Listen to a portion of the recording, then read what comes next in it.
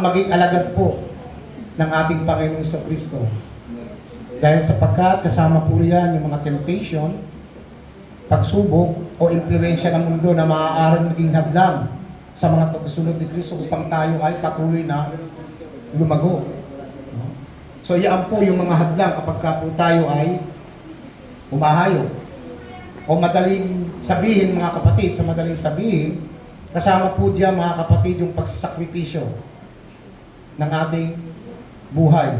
Kagaya po ng pagbibigay ng ating sarili sa Panginoon kung bakit po tayo humahayo. Maraming mga Kristiyano na kapag po sila ay humahayo, maraming ayaw makinig. Maraming pinipersecute.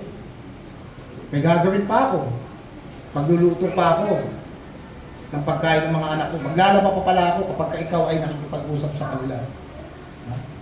So yan po yung mga isa sa mga pangyayari sa buhay po ng isang Kristiyano na kapag po tayo ay humahayo. At natutunan natin mga kapatid, yung sakripisyo na ating pong ginagawa ay isa sa mga bagay na maaaring maibigay po natin sa Diyos. Kapag po tayo ay humahayo. So bakit po? Para maibigay po at mapakilala si Kristo sa lahat ng tao. So bago pa man dumating ang lahat ng bagay sa mundo.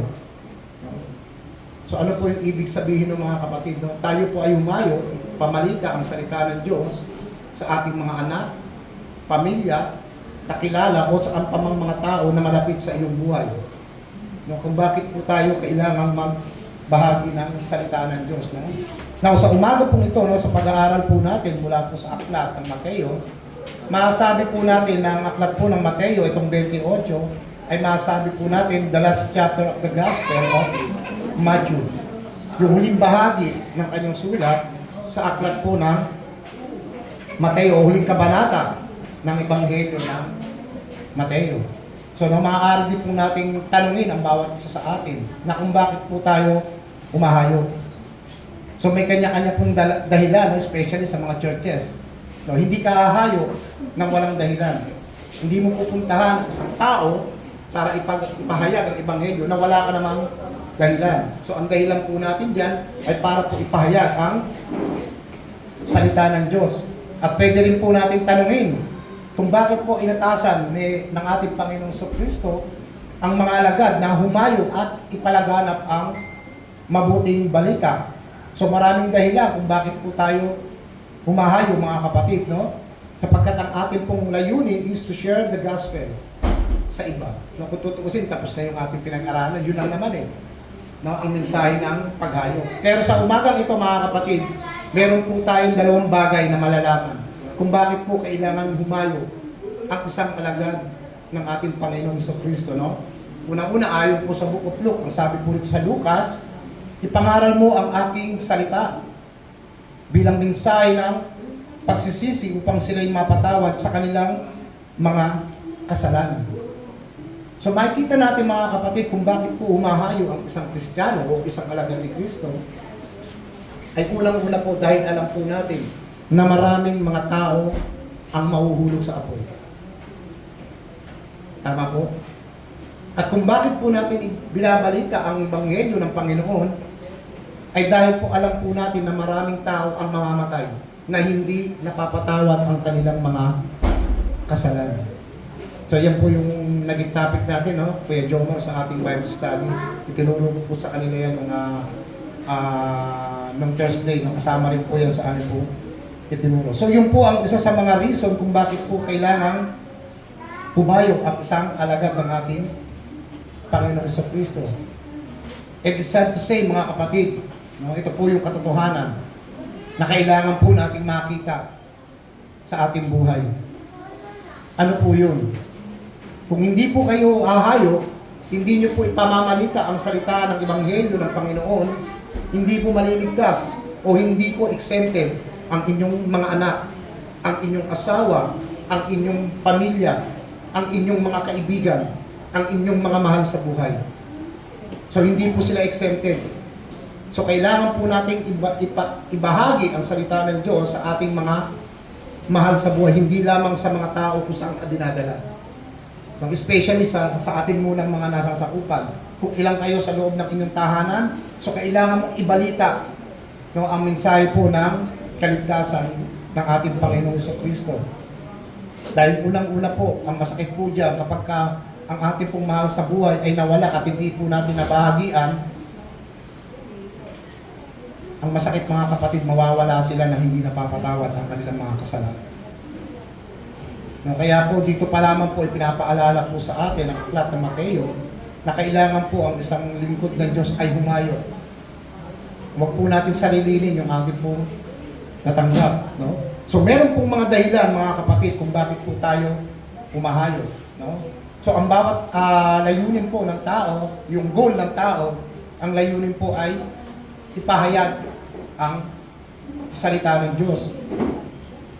So hindi po natin layunin na magparami po ng members sa church.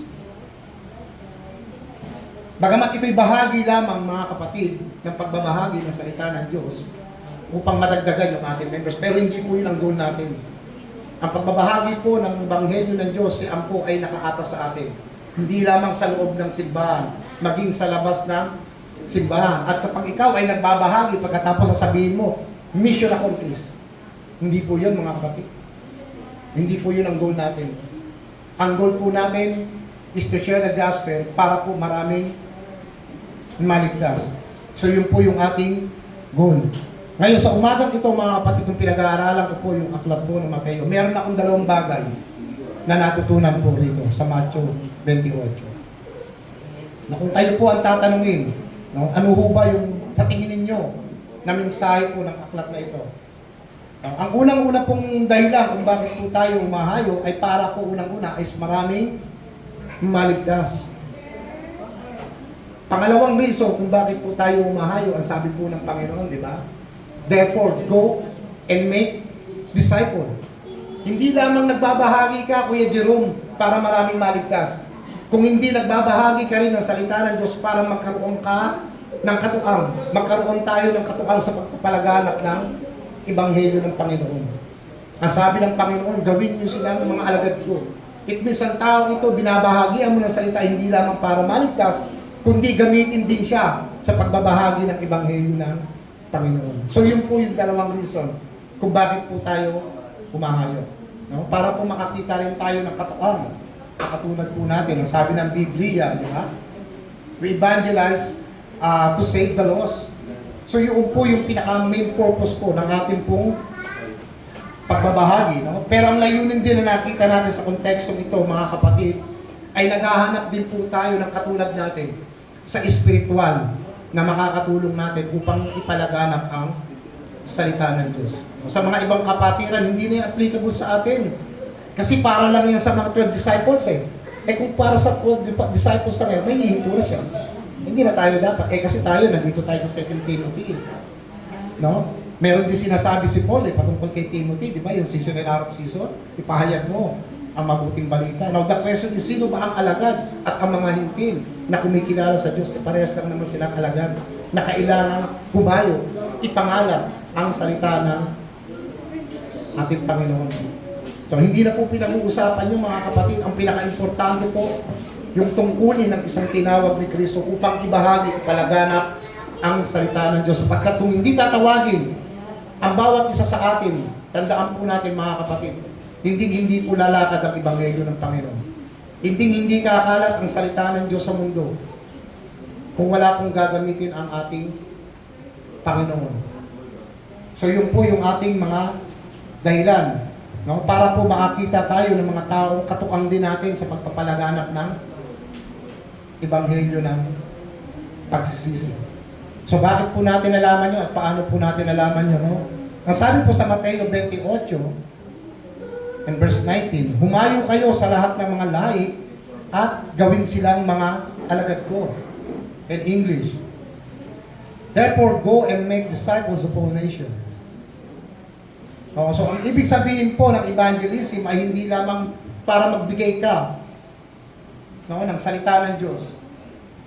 Kung hindi yung taong ito na iyong mako-convert as a people of God, ay nais din gamitin ng Diyos ang kanyang bibig para po ipalaganap ang Ebanghelyo ng Panginoon. No? Ngayon, kung tatanungin po natin mga kapatid, bakit po sa dinami-dami ng tao sa mundo, isa ka sa pinili ng Diyos at binigyan ng kaligtasan? Di ba naiitanong natin lagi yan, bakit ka nandito? Dahil pinili ako ng Diyos. Di ba? Bakit ka pinili at iniligtas ng Diyos? Di ba? Kasi po, ang nais po ng Diyos ay gamitin po ang bibig ng bawat isa sa atin para ipangalan ang salita ng Panginoon. Di ba, tinanong ko kayo dati, kailan ka ba pinili ng Diyos? Kailan ka tinawag ng Diyos? Kailan ka itinalaga ng Diyos? Di ba? Kung bubuksan po natin ang aklat po ng Efeso, chapter 1, 3, and 4, balikan po natin mga kapatid. In Ephesians chapter 1, 3, and 4, ang sabi po ng gano'n ng ating apostol na si Apostol Pablo, purihin natin ang Diyos at Ama ng ating Panginoong Kristo dahil sa pag-isa natin kay Yesu Kristo. Ibinigay niya sa atin ang lahat ng pagpapalang espiritual sa langit. Kailan daw po yung ibinigay? Bago pa man niya likain ang sanlibutan o ang mundo. Pinili niya tayo upang maging banal at walang kapintasan sa paningin niya dahil sa pag-ibig niya. In verse 5, noong una pa itinalaga niya na tayo na maging anak niya sa pamamagitan ng Yesu Kristo, ayon na rin sa kanyang layunin at kalooban. Mga kapatid, makikita po natin dito, no? Kailan daw po tayo pinili? Bago niya pa nilangin ang sanlibutan. So, hindi po pumipili ang Diyos na random, nang ibig sabihin, Kuya Reggie, pinili kita kasi magaling kang kumanta. Kuya Kyle, magaling kang mag-drums at mag-gitara, pinili kita. Kuya Joshua, pinili kita kasi lagi kang nasa church. Active ka palagi. No, hindi po ganun ang pagpili ng Diyos sa tao sa kanyang mga tao. Ang pagpili po ng Diyos ay ayon po sa kanyang layunin at kalooban. It means meron pong gagawin ang Diyos sa iyo. Hindi kanya pipiliin dahil wala siyang plano para sa buhay mo. Hindi lamang dahil natanggap mo ang kaligtasan, tapos na ang pagpili sa iyo ng Diyos. Hindi po. Meron pong tinatawag na layunin in verse 5 in Ephesians. Ayon sa kanyang kalooban. So, hindi po tayo ihinto sa kaligtasan lamang mga kapatid. Kung hindi magpapatuloy at magpapatuloy po tayo sa paglilingkod upang ibahagi po ang salita ng Diyos hanggang sa kanyang pagbabalik. Kung tayo po iaabutan pa ng ating Panginoon. So, ibig sabihin po, mananindigan tayo, mananatili po tayong lahat. Dahil yun po yung kalooban ng Diyos sa atin. Ang lahat po sa atin ay gamitin. Kaya ang sabi ng Apostol Pablo, bago pa man niya nikain ng Diyos ang sanlibutan o ang mundo, ikaw ay pinili niya na ayon sa kanyang layunin at kanyang kalooban. Diba? Ganyan din po yung napag-aralan natin in Unity last week, di ba? Sa aklat po ng Efeso. So may layunin po ang pagpili ng Diyos para sa kanyang binanal. Para po gamitin ang bawat isa sa atin, yung ating mga bibig, ay ibahagi po ang ebanghelyo ng Panginoon. No, kaya sabi po diyan, kaya humayo kayo sa lahat ng lahi at gawin silang mga alagad ko. So ang purpose po ng evangelism is to look others disciple. Hindi lamang ebanghelyo, hindi lamang para matanggap ka, tumanggap ang tao, kundi humanap din po ng ibang alagad na gagawa sa salita ng Diyos. No, minsan po mga kapatid, no, dumarating sa buhay natin kapag ka po tayo nag-evangelize. Minsan may mga tao talagang ayaw makinig. No? Kuya Roger, naranasan mo na ba? Minsan nire-reject ka. Minsan tinatalikuran ka, minsan ayaw makinig sa'yo. No, parang minsan parang akala mo, ayaw ko na magpatuloy kasi nadi-discourage ako. Kasi walang naiinig sa akin No? Mga kapatid, madalas po ako dinadala ng Panginoon sa ganyang klaseng sitwasyon. At praise God, marami naman po nakikinig. Pero nakaka-encounter din po talaga ako. Nag-aalpasa na kapag gagaling ko na yung pinaka-main purpose ko sa kanila. Ay, may gagawin pa pala ako. Magluluto pa pala ako. Minsan may narinig ako, pagpunta ko pa lang, ang sabi sa akin, ayan na naman siya, ayan na naman siya. Magsasalita na naman niya ng tungkol sa Biblia. Ayan na naman siya. So, natatawa na lang ako, no? Sabi ko ng gano'n, sabi ko, pag-pray ko na lang itong taong ito. Talagang ayaw niya talaga tanggapin Kasi tatawanan na lang sila. So, okay lang sa akin. Kasi ang purpose ko, hindi naman para maipagkwentuhan sa kanila No? Although kasama yun yung plan ko. Pero ang pinaka-purpose po sa kanila, ang pinaka-purpose ko po is ibahagi ko. No, yung Ebanghelyo ng Panginoon. Yun po yung pinaka-main purpose ko. So may mga dahilan mga kapatid, no, ang tao, kung bakit po ayaw minsan mapabilang, no, sa tupa ng Diyos. Alam niyo mga kapatid, ito po yung isa sa mga dahilan, no? Maaaring nag-i-evangelize ka, pero ayaw nilang makinig sa'yo. No? Pero meron namang nag-i-evangelize ka na tinatanggap yung salita mo, pero ayaw pang sumama sa gawain ng Diyos. It means hindi pa ho dumarating sa buhay nila yung salita ng Diyos na kailangan mabuksan. Hindi pa ho dumarating yung time na sila ay mabuksan. May mga ganyang Kristiyano po na tao, na kapag binahagian mo sa mga susunod na panahon, doon pa lang sila bubuksan ng Panginoon. At meron naman talagang hindi talaga pinili ng Diyos, na kahit na anong ibang evangelize ka ng evangelize, talagang ayaw talagang makinig. It means ayaw po nila talagang tanggapin ang pagiging alagad ng ating Panginoon. So yun po yung pinaka kahulugan ng pag-ayaw nila. So dalawa lamang po yan, may makikinig at meron din pong ayaw. Pero mga kapatid, encourage ko po sa inyo, kapag may ganun pong sitwasyon na nangyari po sa inyo, mga kapatid, huwag po kayong madi-discourage. Hindi na po mahalaga kung ang tao ito ay tatanggap o hindi. Ang pinakamahalaga mga kapatid, nagawa ninyo ang tungkulin ninyo bilang alagad ng ating Panginoon. Na ibahagi ninyo yung pinaka-main purpose ninyo sa tao. Nagawa ninyo ang tawag sa inyo ng Panginoon. Ang importante, nakapagtanim ka ng buto sa kanilang buhay. Na darating ang araw at oras ng Panginoon na sila ay bubuksan din. Magugulat ka na lang, itong taong to, nakukulitan ka. Ayaw makinig talaga sa binabahagi mo. No? Yung prinsipyo niya, yung patuloy niyang idinidiin sa'yo. Pero nagulat ka na lang pagdating ng panahon. Naglilingkod na siya sa Diyos. May kilala akong ganyan mga kapatid, nung medyo teenager pa ako. No? Ito, kwento lang ha. Totoo po ito. Kinatatakutan siya sa amin, lagi may ganang panaksa. Alam niyo yung drugs na gamot dati, yung iniinom? Ganun po siya. Pero one time, nagkita kami mga kapatid, nagtuturo na po siya ng salita ng Diyos. So, wala pong imposible sa Panginoon Alam niyo kung saan siya nakakilala, saan siya na-convert? Sa loob mismo ng kulungan. Walang pinipiling lugar po ang salita ng Diyos. Kapag ito po ay naipahayag, naiparating po sa mga tao, wala pong imposible sa Diyos. No? So bakit po natin tinanggap ang salita ng Diyos? No? Dahil bahagi po dito sa pagtanggap po natin yung buhay na walang hanggan. Yung kaligtasang ibinigay po sa atin ng Panginoon. At bahagi din po dyan yung pagiging alagad po natin. Yung ating tungkulin bilang kanyang tupa. Na kailangan po natin bumayo. Na ang bawat bibig ng bawat isa sa atin ay gamitin upang ipangaral ang Ebanghelyo ng Panginoon. Nagiging katulad natin ang Panginoon. Yun ang nais ng Panginoon sa atin. So bakit po natin nasabi yun mga kapatid? Kung titignan po natin in Jewish tradition, yung tradition ng mga Hudyo. Kapag ka po sila ay alipin, ang kanilang tradition ay nais nila maging katulad yung kanilang amo o yung kanilang guro. Yun po yung kanilang tradition. No? Katulad po rito mga kapatid sa Hope in Christ City Church. Hindi lamang tuwing linggo, taga-upo ka lang. Pagkatapos ay aalis ka na sa simbahan. No? Ipag-pray po natin mga kapatid, ipanalangin natin ang bawat isa sa atin ay magamit din sa pagpapalaganap ng Ebanghelyo ng Panginoon. Huwag po tayong masatisfied sa taga-upo lang tayo, taga-ayos lang tayo ng upuan, o taga-linis lang tayo, taga-kanta lang tayo, taga-tugtog tayo, taga-palo ng drums, o anumang klaseng ministeryo na meron ka. So hindi ka lamang nakapokus doon sa ministry mo. No, bahagi lamang po yan mga kapatid ng ating pong pagsisilbi sa simbahan ng Diyos. Pero ang pinaka-main purpose po natin lahat mga kapatid, tayo po ay tinawag upang mangaral din ng salita ng Diyos.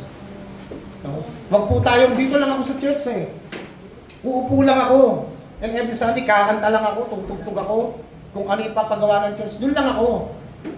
Hindi na rin ako magbabahagi ng salita ng Diyos. Total, may gumagawa ng for that Meron namang mga tinawag para dyan. So mga kapatid, alisin po natin sa isip natin yung ganong klaseng kaisipan. Isipin po natin na tayo po ay tinawag ng Diyos upang ipalaganap ang salita ng Diyos. Kaya ngayon topic natin, nakikita niyo ba, Sarah? Discipleship. Ang ibig sabihin po ng discipleship ay hindi lamang tinuturuan ka sa loob ng simbahan para ikaw ay tumatag, lumalim, at masabing marami kang alam. At the same time, pag marami ka ng alam, magiging leaders ka na ng simbahan. Hindi po yan. Pag sinabi pong discipleship, it means kahit sa labas po ng simbahan, nagbabahagi ka sa mga tao, sinasabi mo sa kanila yung good news o yung salita ng Diyos. Bagamat ang sinasabing discipleship ay para magamit din ang bawat isa sa atin. Pero hindi lamang po yan tumutugma sa loob ng simbahan. Maging sa labas ng simbahan, pwede rin po kayo mag-discipleship. So yan po yung pinaka-team natin for this year, di ba? Kaya nung nag-anniversary tayo. So ibig sabihin po, gagamitin po tayo para sa ibang tao. No? Kaya sabi po dyan in verse 19, humayo kayo sa lahat ng lahi at gawin silang mga alagad ko. No? Now, ang tanong mga kapatid, bakit sinabi ng ating Panginoong Kristo na kayo ay humayo at gawing alagad ang mga tao? What is the motive ng ating Panginoon dito? No? So makikita natin mga kapatid, meron tayong mga kanya-kanyang iba't ibang motibo. No? Pero sa ating po mga alagad ni Kristo, ang ating pong motibo ay humayo. No? Sabi po dyan, therefore, go. No, ang salitang go po ay hindi po ito masasabi natin mga kapatid na isang suggestion o isang payo lamang. Masasabi po natin na pag sinabi pong therefore o yung therefore, meron po siyang mahalagang bagay na nais mong gawin. Meron siyang nais na ipaintindi sa iyo na importante. Yung salitang go na sinasabi po is not a suggestion o payo. Ito po ay utos ng Panginoon sa atin. Isang dakilang utos sa mga alagad na kayo ay humayo. Yan po ay isang banal na utos ng Panginoon sa atin. Kaya nga pagka nagbabahagi kayo, hindi importante mga kapatid na tatanggap o hindi ang tao. Ang pinaka-importante, nagawa niyo yung tungkulin ninyo.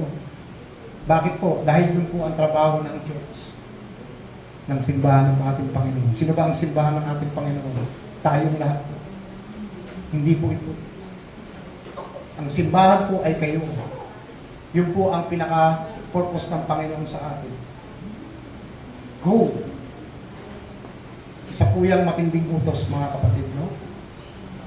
Ang bawat isa po ay gamitin ang kanyang bibig. Nung masabi po natin na ito po is di tamang evangelism na tinatawag, mga kapatid.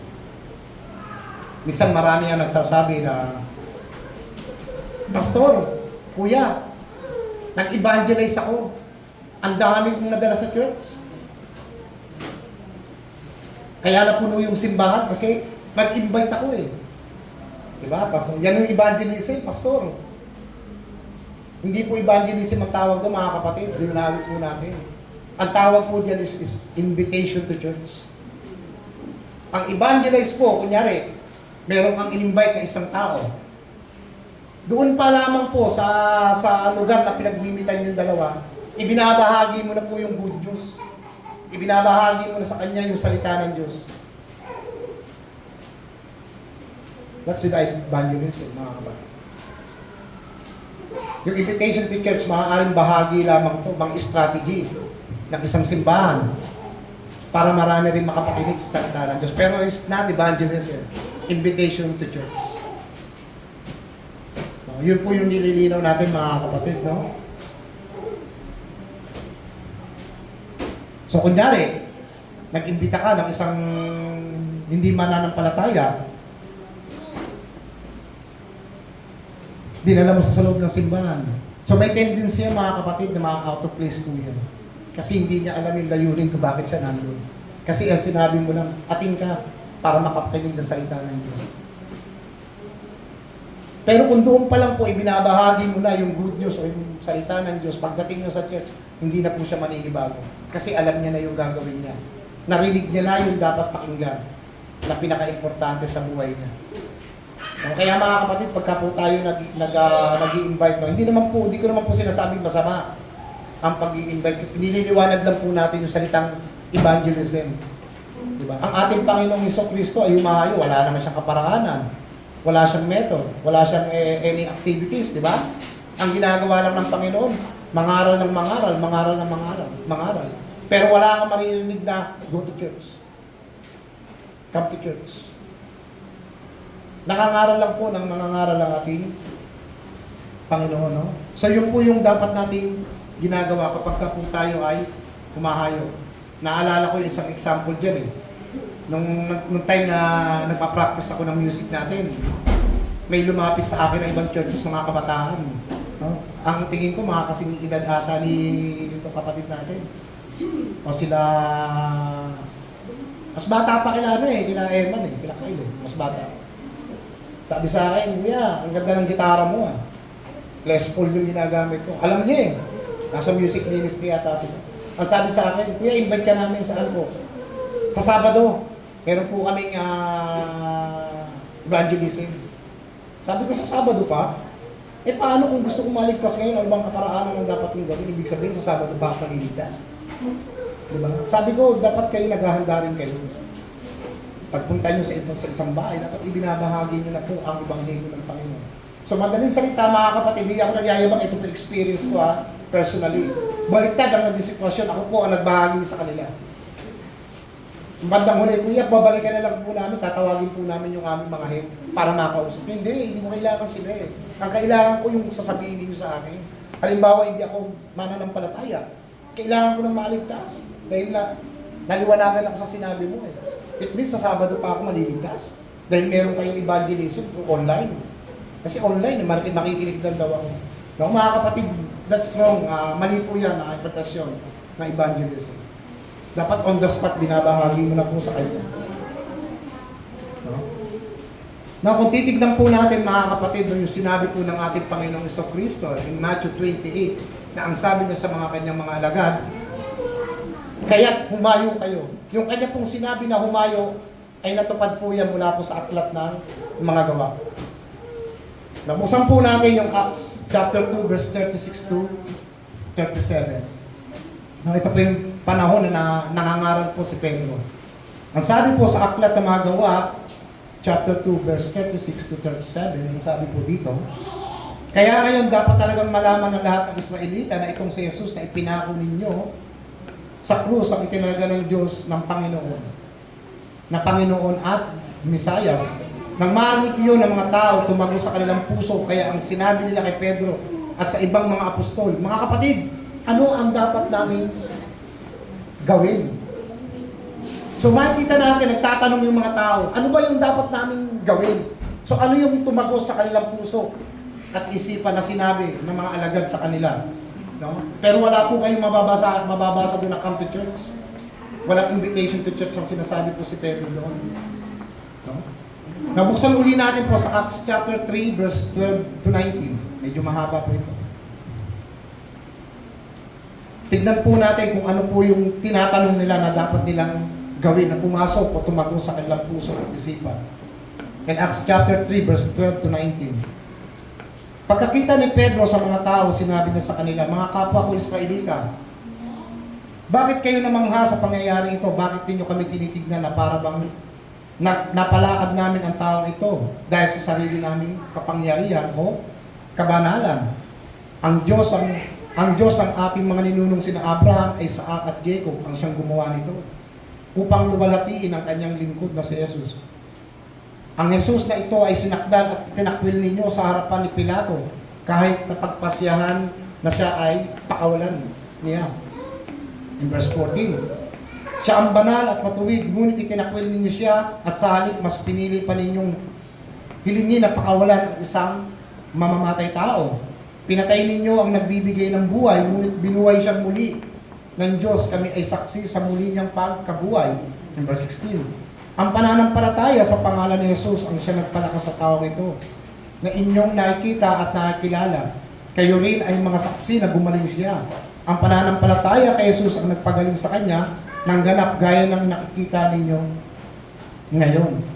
Mga kapatid, alam kong ginagawa ninyo iyon kay Jesus dahil hindi niyo alam kung sino talaga siya. Gayon din ang inyong mga pinuno. In verse 18, ngunit sa ganitong paraan natupad ang sinabi ng Diyos sa pamamagitan ng mga propeta na ang Mesiyas ay kailangang magdusa. And last verse, kaya ngayon magsisi na kayo at magbalik loob sa Diyos upang patawarin niya ang inyong mga kasalanan. So dito makikita po natin, nakita ng mga tao na itong taong itong lumpo ay nakalakad. So namangha po silang lahat, no? Pero makikita din po natin na wala pong sinasabi dyan na come to church. So ibinabahagi na po nila Pedro yung patungkol po kay Jesucristo, no? Kung ano yung tumago sa kanilang puso't isipan, na ang tanong nila, ano po ba ang dapat namin gawin? Na hindi nila naiintindihan na itong Mesiyas na itinalaga ng Diyos para sa kaligtasan ay ipinako ninyo, ipinapatay ninyo, na siyang may kakayahan na magligtas sa inyo. No? So yun po yung kanilang dapat na makita sa binabahagi po ng apostol. So makikita po natin mga kapatid, no, kung titignan po natin yung Acts chapter 2, 3 and 4, hindi po mawawala diyan yung pagkakapako ni Kristo sa krus ng Kalbaryo. Yan po yung ibinabahagi nila Pedro. Kaya ang sabi ng Panginoon in Matthew 20:28, go! Therefore, go! Humayo kayo. E pagdating po sa Acts, ito na po yung panahon na natupad po yung sinabi ng Panginoon na kayo ay humayo. Humahayo na po sila, ibinabahagi na po nila yung salita ng Diyos, no? Kaya pagdating po in Acts 4, no, buksan po natin mga kapatid, in Acts chapter 4, verse 10 to 12. Nais kong ipaalam sa inyo sa lahat ng buong sambayanan ng Israel na ang taong ito ay pinagaling sa pamamagitan ng pangalan ng Jesus na taga Nazaret na inyong ipinako sa krus, ngunit muling binuhay ng Diyos. Siya ang batong itinakwil ninyong mga tagapagtayo, ang siyang naging batong panulukan. Walang sino man makakapagligtas sa atin kundi siya lang, sapagkat walang ibang pangalan sa ilalim ng langit na ibinigay ng Diyos sa mga tao upang tayo ay maligtas. No, makikita natin mga kapatid, no, sa paghahayo po ng mga apostol na wala po tayong mababasa diyan na kayong mga tao, halika punta kayo sa church. Makinig kayo ng salita ng Diyos. Makikita po natin na ipinapahayag po nila yung ebanghelyo ng Panginoon, yung kanyang pagkamatay, pagkalibing, and after 3 days, yung kanyang pagkabuhay.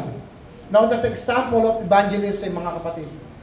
Yan po ay example po ng evangelism na dapat po natin malaman na kapag po tayo ay umahayo, ibinibigay po natin yung kabuuang impormasyon ng kaligtasan sa pamamagitan ng pagkamatay ng ating Panginoong Jesucristo na hindi alam ng mga tao ano ba ang dapat namin gawin. Na isang mensahe na tumago sa kanilang puso na hindi nila maintindihan. Na itong tao pinapatay ninyo na siya ang itinalaga ng Diyos na makapagliligtas sa inyo. Diba? Mas pinili niyo pang palayain yung isang taong mamamatay tao kaysa sa isang Diyos na nagbibigay ng buhay para sa inyo. So makikita po natin mga kapatid na wala po diyang invitation to church, no? So nililiwanag po natin na ang evangelism po ay pinapahayag mo po yung good news o yung kabutihan ng Panginoon. Bagamat bahagi lamang po yan o strategy ng isang church para marami din mga pakinig. Hindi naman po masama yan mga kapatid. Ginagawa po lahat ng churches yan. So, pwede rin po natin gawin yan, pero nililiwanag po natin yung invitation to church at saka yung tinatawag na meaning of evangelism. No, dahil yan po yung ating tungkulin. Diba? Minsan sasabihin mo, uy, sumama ka sa amin. Makinig ka naman sa akin. No, yan po ay invitation. Kaya ang sabi ng Biblia, no, in Matthew 20, therefore go and make disciples of all nations. So paano po natin gagawin na tayong lahat po ay ahayo? Buksan po natin in 20, in verse 20. Wala po sa aklat ng Mateo, sa 28. In Matthew 28, verse 20, ang sabi po rito, teaching them to obey everything I have commanded you. So gagawin po natin, hindi lamang po tayo ay ahayo, kung hindi turuan silang sumunod sa lahat ng iniuutos ng Panginoon. No, yun po yung ating mga goal, kung bakit po tayo nagdi-disciple. Pag dinidisciple natin ng isang member sa church, ay hindi lamang para siya ay lumago. Masasabi natin ay after that, maglilingkod na siya. Kundi ituro natin yung mga bagay na nais ng Panginoon, no? Lalong-lalo na tungkol sa pagsunod sa kalooban ng Panginoon. And according dito sa ating binabasa, ang kalooban ng Diyos in Matthew 28 is ibahagi. Sumunod kayo. Ipangalat ninyo ang salita ng Panginoon. Kaya mga kapatid, yung ganun pong klaseng mensahe na ating pong naririnig kung bakit po napakahalaga po ng pagtitipon sa loob ng simbahan. Kung bakit po tayo umaaten ng Sunday service, bakit tayo umaaten ng ating mga Bible studies, kung saan man kayo nakalaan sa iba't ibang lugar. Alam niyo po kung bakit? Dahil dyan po tayo tinuturuan ng Panginoon. Hindi niyo ba napapansin minsan, no? May mga Kristiyano po mga kapatid na kapag ka hindi siya nakakaati ng gawain, parang pakiramdam mo kulang ka. Pero hindi ganun pa ba? Kaya nung Wednesday, nauna kasi yung TG, akala niya tapos na. May mga ganyang Kristiyano parang pakiramdam mo, parang ang ihinayang kapag hindi ka nakakatin. Kasi po mga kapatid, napakahalaga po pag naintindihan po natin ang salita ng Diyos, yung pagdalo sa gawain po, kasi diyan po tayo dinidisciple ng Panginoon. Kapag ka hindi po tayo nakakatin, parang pakiramdam natin, hindi natin nakakausap ang Diyos. Wala tayong naririnig na mensahe sa Panginoon. No, minsan ang magiging dahilan na, okay lang yan, every Sunday naman meron Puntang mo na ako rito, gagala muna ako. Wala naman pong masama doon mga kapatid Pero dapat natin maintindihan mga kapatid na tayo po ay tinuturuan ng Panginoon sa bawat gawain po na ating pinupuntahan. No, lalo na po pag may kinalaman po sa discipleship. Ito po, matatawag din po natin itong discipleship. Dahil lahat po tayo ay natututo. Tinuturuan po tayo ng Banal na Espiritu sa kanyang salita.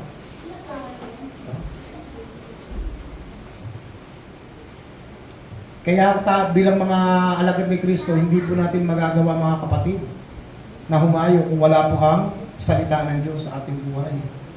Kailangan po talaga natin mag-aral ng salita niya. Kaya kung may mga discipleship, atin po kayo mga kapatid, napakahalaga po niyan. Makakatulong po sa inyo yan. Huwag po tayong matakot na ibahagi ang ebanghelyo ng Panginoon. Hindi po tayo nag-iisa. No? Minsan natatakot ka, baka mamaya batukan ako ng mga tao rito. No? Parang hindi ako bilong sa lugar na ito No? Lalo na kung biglang napunta ka lang sa isang lugar na hindi naman sinasadya. No? Mga kapatid, tandaan po natin, no? Kahit na alam mo walang nakikinig sa'yo, may kasama po tayo. Dahil ang sabi ng ating Panginoon sa Kristo, di ba? Sa ikalawang bahagi po ng Matthew 28, verse 20, ang sabi po dyan, ako'y palagi ninyong kasama hanggang sa katapusan ng mundo. Remember mga kapatid, ang sabi ng Panginoon sa mga apostol, lagi niyo akong kasama hanggang sa katapusan ng mundo. So kung kang kausap lang dito ng Panginoon pala, ang mga apostol, sila lang pala ang kasama ng Diyos, tayo hindi na. Tama ba? Mali? Mali, no? So ibig sabihin, tayong mga tinawag ng Panginoon ay kasama natin ang Panginoon. Kaya nga niya sa atin ibinigay ang Banal na Espiritu para maging gabay natin maging ilaw, patnubay ng ating buhay. Na kapag po tayo ay nagbabahagi ng salita ng Diyos, siya po ang nagsasalita. Siya po ang nagbibigay sa inyo ng karunungan, kaalaman, para maibahagi po ninyo ang salita ng Diyos. So it means lagi po natin kasama ang Diyos. Bukod sa Banal na Espiritu, kasama rin po natin yung kanyang salita sa ating buhay. No? Kaya Matthew 28 po, dalawang bagay po, uulitin ko, ang mensahe po niyan. Hindi lamang para ikaw ay makapagbahagi, para sila ay maligtas, kundi naghahanap din po tayo na katulad natin, na makakatulong natin sa pagbabahagi ng salita ng Diyos. Naintindihan niyo po ba? Amen. May isa. Naintindihan niyo ba? Amen. Sige, tayo na.